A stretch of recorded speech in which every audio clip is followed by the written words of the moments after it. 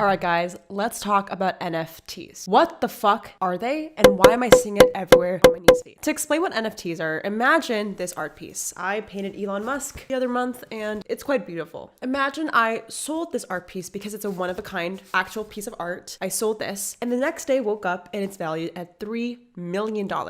Unfortunately, this was not me. A creator named Logan Paul sold his first NFT selling virtual trading cards, and in about 24 hours, they sold out to over $3 million.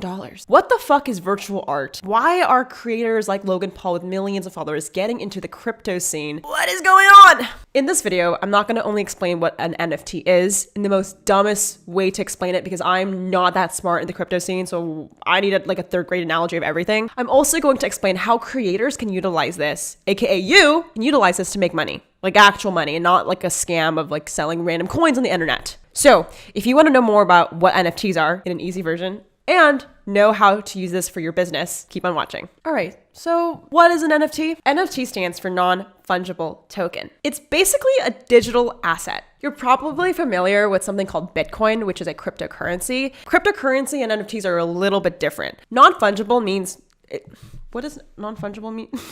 Okay, the definition of non-fungible means you cannot replace it. It's unique. It's a one-of-a-kind. Like, for example, the Mona Lisa, if you go to the Louvre, is a one-of-a-kind art piece, right? You can't take half the Mona Lisa and call that an art, right? It's one asset, it's one whole thing. Whereas cryptocurrency and Bitcoin is interchangeable, right? You can have 0.005 of a Bitcoin and call yourself a crypto god. So the point is it's different. And I think a lot of people, including me, was confused with what the difference was. All right, so now that you know what NFT is, you're probably like, Jade, what is this still? I don't understand it. Okay, it's non-interchangeable. It's a unique piece.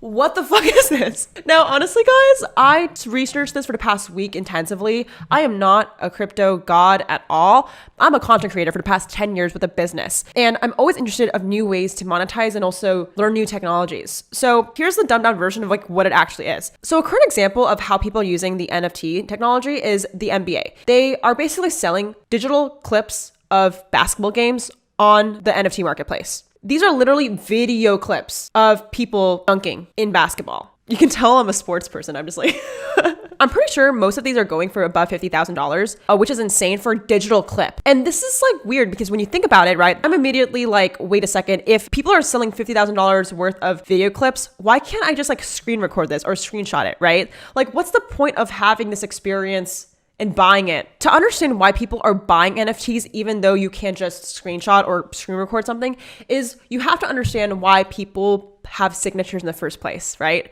So if you ever go to a game, or I used to go to a lot of EDM music concerts because I love music, and I would always die if I could get the artist's signature. I remember I went to a Bruno Mars concert and I was 15 or 16, and I was like, oh my God, when you wait backstage to get the artist to sign your chest or something because they're obsessed with them, that's essentially what an NFT is, right? You can just get a picture of Bruno Mars from stage, but if you want him to sign something across your body, that's exclusive, right? I actually never got Bruno Mars' signature, by the way. But if there was an NFT version, I might consider it, right? So imagine an NFT is just a digital signature. So for NBA fans or for Logan Paul diehards, you could get a digital signature version of that item. So I see this as when you buy an NFT, yes, you could just screenshot and record it, but you also have a digital asset that no one else has. Typically these clips that they're selling there's only 50 in the world or 10, right? So there's a limited quantity. You in the world only have this digital asset with the blockchain technology, right? The token. So you have this one string of token that enables you to say, hey, I have this version,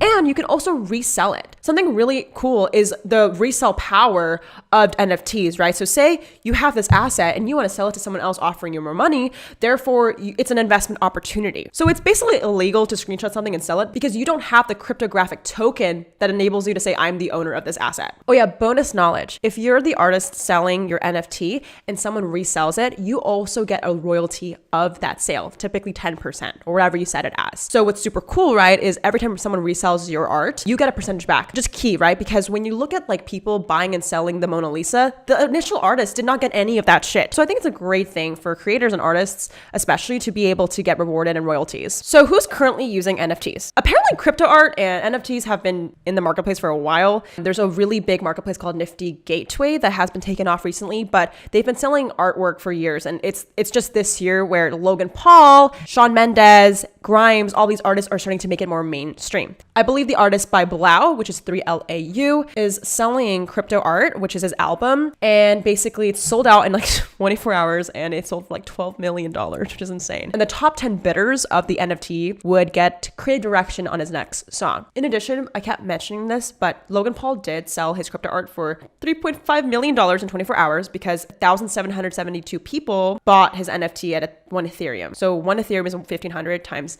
1,700 people. That is $3.5 million. Now, before I researched this, I was thinking like, why would 1,700 pieces of art get sold from Logan Paul when Logan Paul's just literally selling trading cards? Like, what is he actually selling? And like I told you, it's basically a digital signature. So people are basically valuing Logan Paul's digital signature, but it is a wealthy game. Like, I think people have to realize that, like, I mean, I personally didn't buy Logan Paul's, crypto art. I didn't personally buy all these coins because like I don't got that bag yet. So the reason why I think a lot of people are confused is like, why would I personally buy this? But when you think about it, like I feel like a billionaire, people love fine art. It's the reason why the Mona Lisa and all these amazing pieces are valued in millions of dollars, right? It's artists crafting their time. And I know it's weird because it's a digital component, but it's not a new concept, right? Like trading cards in baseball, people with bag want special things. It's exclusivity. It's unique. So you're right. I think none of my friends are personally like buying it, but I think it's important to understand like people that are at the 1% at the top looking at their New York penthouse like might consider buying this. But this is why NFTs are getting a really bad rep. Personally, for me right now, people are arguing that NFTs are just a bubble. It's just for people that are rich. And honestly, I felt that. But then when I started to look deeper, I realized there's actually more potential for everybody. And this is where I go into the conversation of the future and NFTs and why I think it's not a bubble and why most people will interact with an NFT, actually buy one in the future. So to understand this, we have to agree that like NFTs are just catered towards people that have disposable income and want cool fucking rich toys, which is cool. But I think what's super fascinating is not the NFT, but just the blockchain technology in general. There's a value to having a finite amount of things, right? If there's only 20 spots for a concert, you're running there, right? You're spending money for that music concert. If there's only 50 Supreme hoodies, you're gonna line up at the store, right? And try to get that hoodie. When there's a limited amount of shit, people value it. And this concept is just called exclusivity. Blockchain just enables people to have exclusivity. I don't think NFTs are a bubble, but people are treating it as one. To be very honest, Logan Paul's trading card is a little, I'm not gonna say the scam, but he's basically selling air. Colin and Samir, a friend of mine, made a video also explaining this a lot deeper too. But they're just like why would you? I still, like, even though I'm explaining this, I'm like, why would someone still buy a digital trading card? You could literally screenshot it. People like Logan Paul are right now utilizing NFT at its early stages, which is basically selling art/air. But I think there is a deeper future for it. I mean, the idea of, as a creator, selling a finite amount of things and then your audience has an investment opportunity to resell and you get royalties is a great thing. I honestly think as long as you're contributing value to whatever you're selling in the NFT, I don't think it's a bad thing. I think this technology is super interesting and useful. So this is where my next idea comes in, which is this membership idea. Like I told you, Blau, the artist I mentioned that sold his NFT for like $12 million, created this little bonus where if the top 10 NFT people that own the album or the NFT gets to have creative direction on his next song. So they have like quarterly meetings where they talk about like his next song, which is basically a membership. Like when you think about NFT token holders and like there's only 20 of them, like it's a little club, right? Like I remember when I used to sell like silly bands at school and I was like trading that like I was a drug dealer. I remember like the only people that had silly bands and were trading it too became my friends. So there's a sense of community with people that have this token, right? So what I'm trying to say is there's value, not in the art, but the community. Like if Ariana Grande said that you could have input on my next song, I'm sure a lot of yo basic bitches would be down, including me. And I think what Logan Paul failed to do is build that community, right? Because he didn't kind of create this tier or exclusive bonus where top 10 people get this. I think if he did that, then NFTs would have such a less of a bad rep of being a scam. Because I think the technology is super cool, but the community that it built on top of it is the value. All right, we're gonna do a quick little matcha break. If you're so far enjoying this video, make sure you give this video a like and let me know in the comments below your thoughts of NFT because this shit's confusing.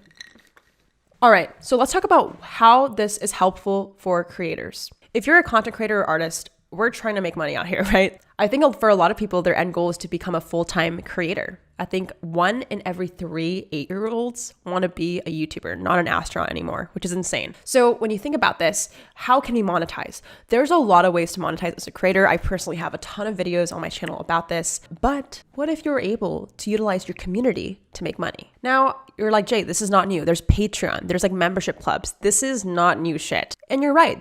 As a creator, you can start a membership club where people pay $10 a month, right, to your community. And that's that. But I think what NFT / blockchain / this whole talk around cryptocurrency, what this enables is a conversation around an investment opportunity. Like imagine your favorite artist.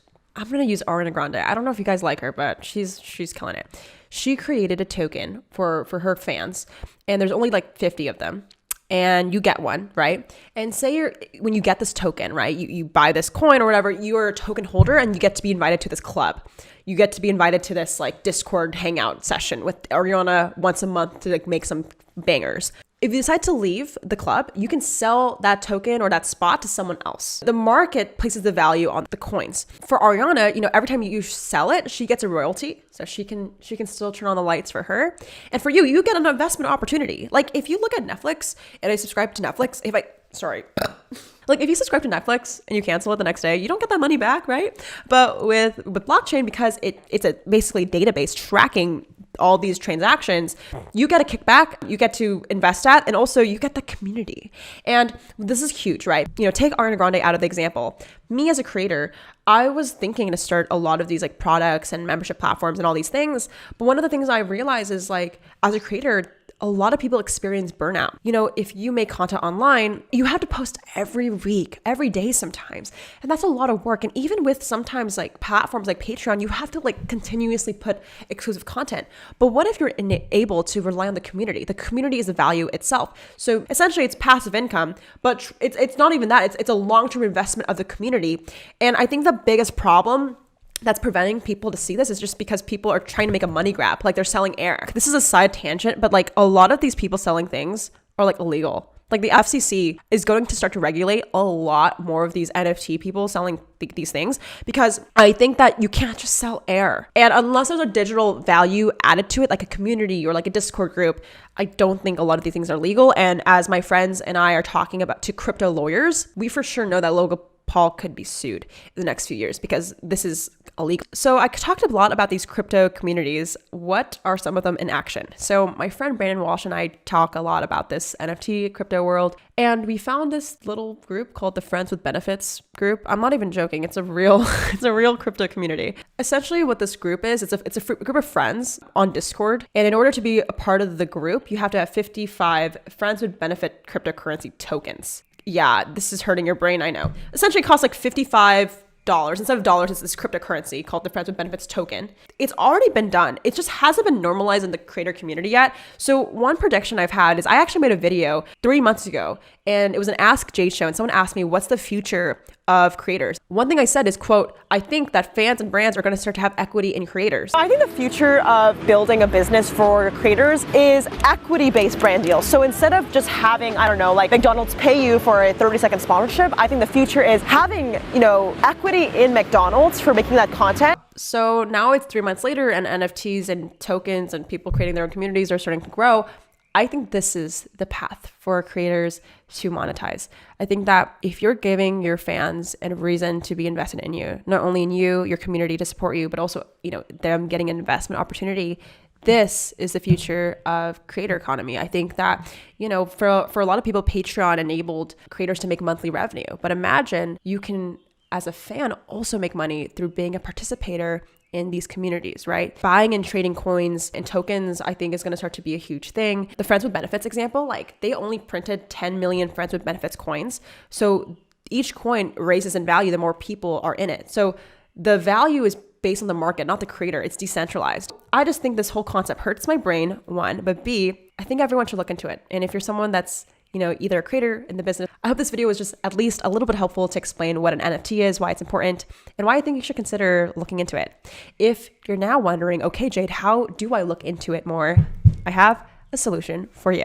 So if you guys want to learn more about crypto, blockchain, as a creator, I am starting a Discord group called the Green Room Club. This is a community of hundreds of creators trying to monetize, grow, and learn from each other. We also send fun memes. This is completely free. I'm closing this group in 1 week though. The reason why is because I really want to create as many people as possible that are super interested in the cryptocurrency scene, and then each new month we'll start to open up rounds. So check out the link in the description box if you want to join this Discord. I will be starting to host an event. My friend Brandon Walsh, who is a YouTuber with 1 million subscribers, and I are going to do a Q&A on how cryptocurrency can be utilized with creators. So what's next for Jade? I have my company X8 Media, which is a digital agency that works with brands. And I also have my second company Create, which is a creator incubator I started 6 months ago. I'm considering to open up a blockchain fund because one of the things that people don't know about NFTs is it costs money to launch an NFT. It costs gas. It's called gas, which is essentially Ethereum's. It costs like a percentage of that to start. At my creator incubator, we help early stage creators grow and launch long-term businesses through their personal brand. And I'm going to start to open up more people to the program. We have 3 creators currently in the program. We have King Science and Nutshell and Jordan Sage, who are over millions of followers on TikTok, which is a great, amazing person to work with. We're going to start to open up more spots. There's like a wait list of 500 people that wanted to be part of the incubator program. But the reason why I've been holding off is because I didn't know necessarily how the best way was to go about monetizing your brand. Because at the incubator, program, we've helped creators throw merch, get brand deals, all this stuff. But now I think with blockchain, I'm curious to know, and I'm still learning every single day about how to utilize this to monetize. And I think that what I'm going to do is on the Discord, I'm going to start to share case studies of what we do with these 3 creators in the program and share how the progress is going. We're going to launch an NFT for Nutshell Animations and King Science and all these fun projects. So make sure you guys join the Discord if you guys want to learn more about what I'm doing in my company, in the incubator. And if these things are proven, we're going to start to open up more spots. And our next cohort / round of people that can come to the incubator program will be starting in May. So join the Discord. We're going to start to have weekly events and check it out. I'm pretty excited. And in terms of Create, my other company and organization, I want to utilize my Discord and community to kind of inform you on what's up. If this wasn't a good enough sell for you to join the community, I don't know what was. Thank you guys so much for watching this video. I will see you guys in the next one. Let me know if you have any questions and join the Discord if you haven't already. It takes 5 minutes to get an account. I love you guys so much and have an amazing day. Seriously, if your brain hurts from watching this video, you're not alone. Bye guys.